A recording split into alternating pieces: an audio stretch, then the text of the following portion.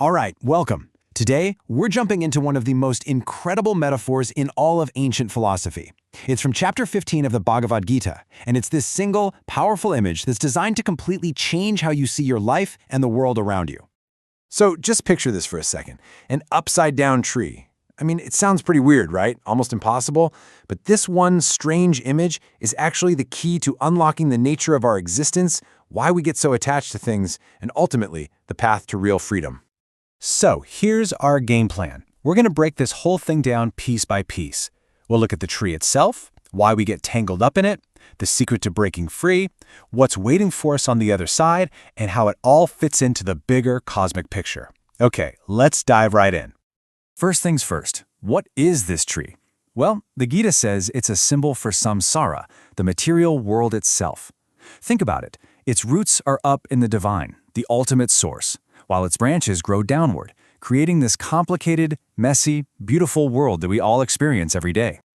Now, this tree has a very specific name, Ashvata, and the name itself is a huge clue. It literally means that which is not the same tomorrow. It's a perfect description of our world, right? Everything is constantly changing, always in motion. Nothing ever stands still. And here's where it gets really deep. This isn't just one simple metaphor. You can look at it through three different lenses. From a cosmic view, the entire universe is the tree. Zoom in a little, and from a worldly view, all the different species of life are its branches. But then you can zoom all the way into the psychological level, and the tree is you. Your mind is a branch, your senses are twigs, and your desires are the fluttering leaves. Okay, so if the world is this giant tree, how exactly do we get so tangled up in it? The chapter makes it clear that the tree isn't the problem, it's how we interact with it that gets us stuck. You see, the branches of this tree are fed by these three fundamental forces of nature called the gunas. Sattva, or goodness, makes the branches grow upward, toward better things. Tamas, or ignorance, pulls them downward into darker places. And rajas, the force of passion and activity, well, that just keeps us growing right where we are, caught up in the busyness of human life. But here's the crucial part. As we live our lives, our actions, fueled by all our desires, actually start to grow new roots. These aren't the main roots from above. These are secondary roots of attachment and ego that dig down into the world around us, anchoring us, trapping us even more firmly in this cycle. Now, that sounds pretty bleak, doesn't it? Like we're caught in this trap we can't escape. But the Gita never just gives you the problem. It always gives you the solution, the tool you need to get free. And in this case, it's a pretty powerful one.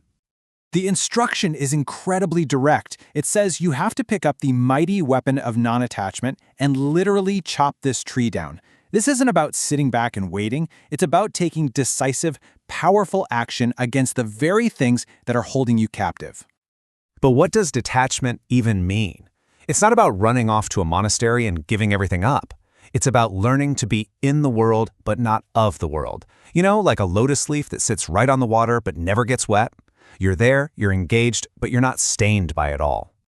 So, let's say you do it. You wield this weapon, you cut down the tree of your attachments. What then? Where do you go? What's on the other side? Well, the chapter describes this destination, this state that exists beyond the ever-changing material world. It's called the Param Padam, the supreme abode. This is a state of total, ultimate liberation. And the key part is, once you get there, you never have to come back to the ups and downs of this cycle. The journey is complete. So, who actually makes it? The text gives us a pretty clear checklist. It's for people who are free from pride and illusion, who've truly won that inner battle with attachment, whose frantic desires have finally quieted down, and who are no longer thrown around by pleasure and pain. They are just steady in their true self. And trying to describe this state, well, it's almost impossible with words. The Gita uses this beautiful poetry. It says this place isn't lit by the sun or the moon or even by fire. Why? Because it shines with its own light. It is self-luminous, pure consciousness itself.